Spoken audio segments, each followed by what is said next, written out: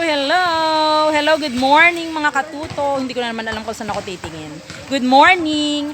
Ayan, andito po kami sa Barangay Gumaok Central. Ito po, nag-home visit kami ni Ma'am Marilyn Escobedo. O, diba? Ang sweet. At with her two very good learners. Ayan, no. Uy, okay lang ba sa inyo masama kayo dito? Oo, kailangan payag.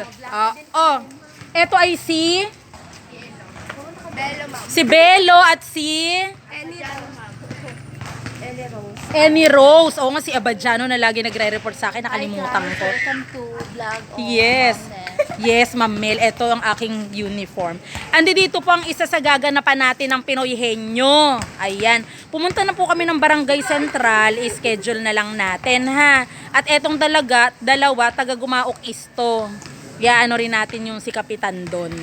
Okay. So eto, maganda po itong court na po na ito para pagganapan ng mga kaalaman, o di ba? Tapos sayaw-sayaw, mga banding-banding, team building, ano pa? Mga cultural dances, sports fest. O katulad niya, nag-i-sports sila. Sana mamayang hapon mag-aral 'yan. Ngayon naglalaro no. Hindi yung buong araw puro laro, 'di ba po? So 'yun. Mag-aaral po yung mga 'yan. So ang ganda, naka-pink. Tama ba, ma'am? Pink 'yan. Yes, ma'am. Okay. Meron tayong ano, ha? So 'yun, maraming salamat po at maglalakad na po kami dahil baka malate na po kami ng kontodo. Halika na. Lakad na tayo, guys. Paano mo nakita si Sakpa? Nakita namin sa habang naglalakad. Okay. So kami po ay nandito, ha. Paakyat na po kami. Ayan, paakyat po kami pa ganun, pataas. Kami po ay nag-home visit dito sa Gumaok Central. Ito po ay Gumaok Central. Ang Gumaok ay may 3 barangay. Gumaok East, Gumaok Central, yung gitna. Kaya nga central gitna. Sentro, yan po. At Gumaok West, dun sa dulo. So yun po yun. And bakit po kailangan mag-home visit? Katulad ng mga home visitations natin. Ito ay grade 8 ang hinome visit po namin. Para malaman po kung kamusta po ang bata. Alam po ba ng tatay, ng nanay, ng grandparents, tita, tito, yan, mga kasama sa bahay.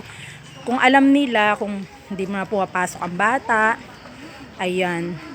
At kung kamusta na sila. Ayan po. Para malaman namin kung may sakit ba siya. Katulad nung kaninang hinong visit ko, may sakit pala. Masakit yun, tas kamusta yung sitwasyon. So, tinuruan ko po. Ngayon, kung hindi matutuloy sa aral, pwede namang mag-PEPT. Oo, Philippine Educational Placement Test. So, yun po yun.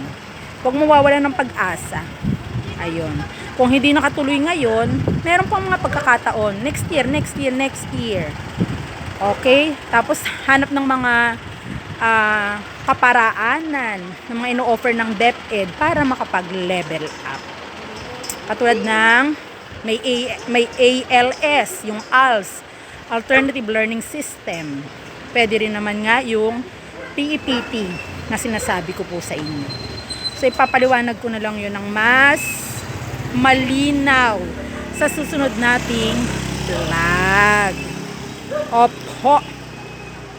Nako, habang naglalakad, nagbablog. Ayan o, paakyat po talaga yan. So, nakakahingal. At least ito, hindi masyadong mabato. Sementado naman siya. Yan, si Ma'am Marilyn ng grade 8. Katlea ang aking kasama.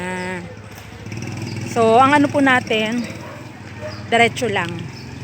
Diretso lang sa pagbisita sa ating mga kabataan.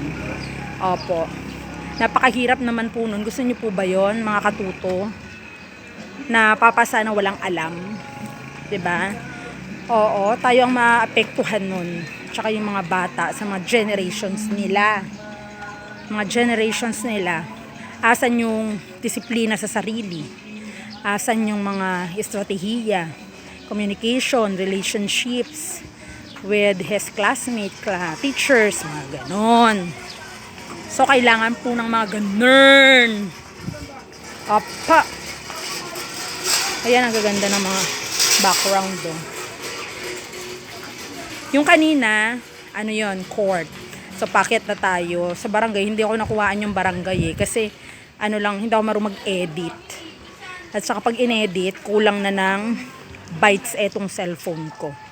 So, yun po yun. Aba! Anong grade naman ito? Plus, ganun. College. Ay, hello. College na siya. Ayan ang mga bata namin. Ang daming bata din eh.